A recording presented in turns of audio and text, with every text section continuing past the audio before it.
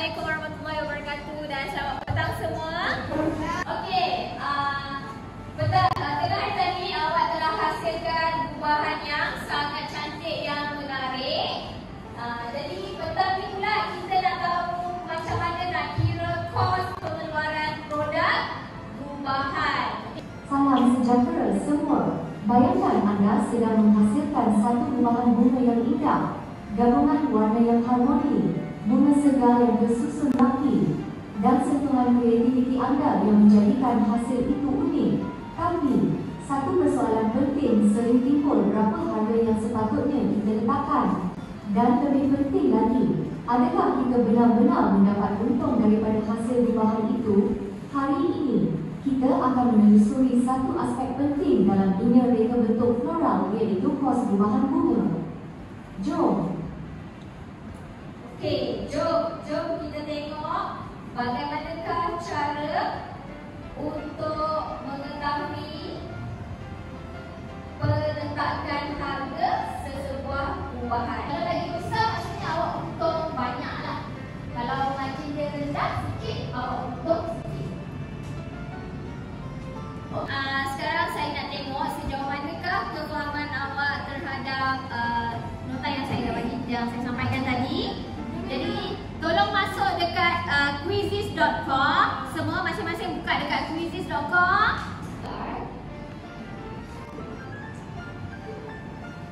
Okey.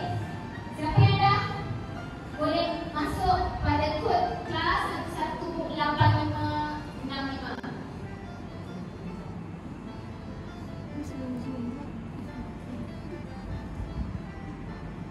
Kalau tak berjaya masuk, awak boleh pergi kat joinmyquiz.com ni. Okey, semua dah buka Quizizz? Okay. Saya nak tanya, kita nak buat session untuk mengetahui tahap pengetahuan awak ni. Nak macam semalam Master Epic ataupun kita nak buat, kita lawan dua tim. Ada tim A, tim B, lawan. Macam semalam. Kita buat, saya pakai mode Master Epic. Itu lewat.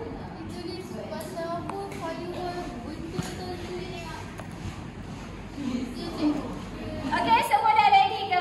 Dah. 1, 2, 3. Itulah.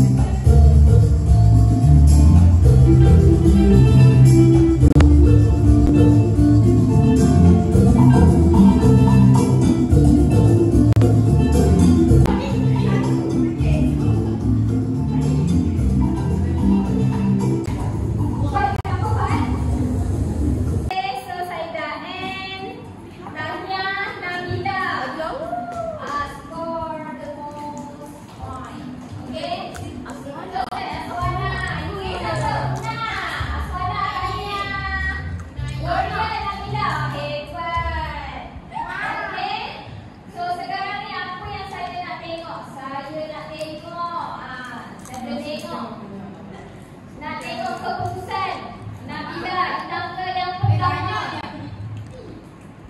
Banyaknya soalan yang paling banyak di repeat. Pada soalan ni tengok dekat buat ni, kita boleh nampak ni. Berapa orang yang sedang attempt. Ni 2 kali. Kalau 2 tu maksudnya 2 kali percubaan. Yang 3 ni 3 kali percubaan. Saya boleh nampak progres masing-masing nombor satu ni. Soalan yang ke-12 ni, 1/9 tinggi juga. Okey, nampak yang tinggi percubaan ni. Yang soalan yang ke-20, ya Allah, satu orang yang betul 4.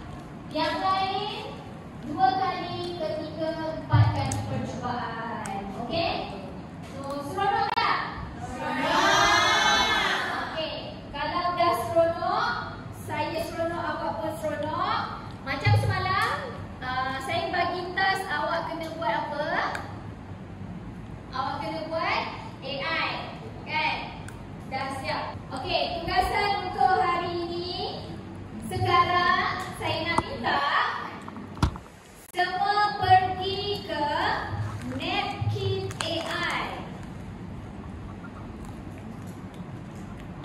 Okey, cari napkin AI.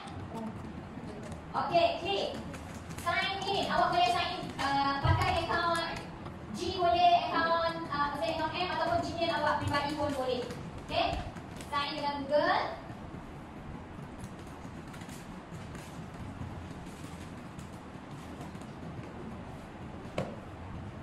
Okey. Ini adalah contoh yang saya dapat. So napkin ni dia boleh buat apa? Napkin ni untuk memudahkan awak membuat satu peta minda. Okey, ini untuk nota memudahkan PDP pembelajaran awak sendiri. Okey, daripada nota yang ini tadi, okey, guys, daripada nota yang ini tadi, daripada gambar ini tadi, awak boleh ambil dia punya maklumat, awak boleh ambil dia punya maklumat. Kemudian cubalah saya bagi contoh. Okey.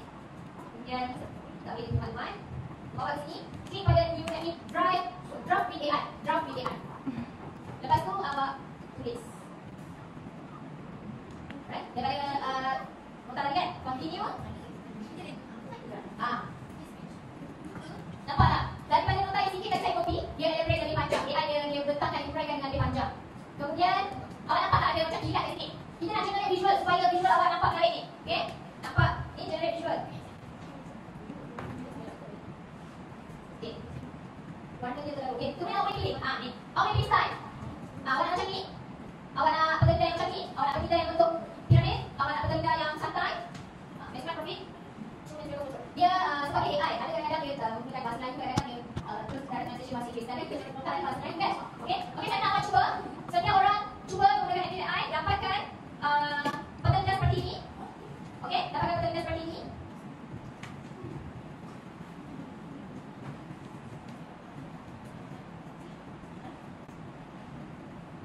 Okay, kalau nanti awak nak buat topik sekali, awak nak buat apa?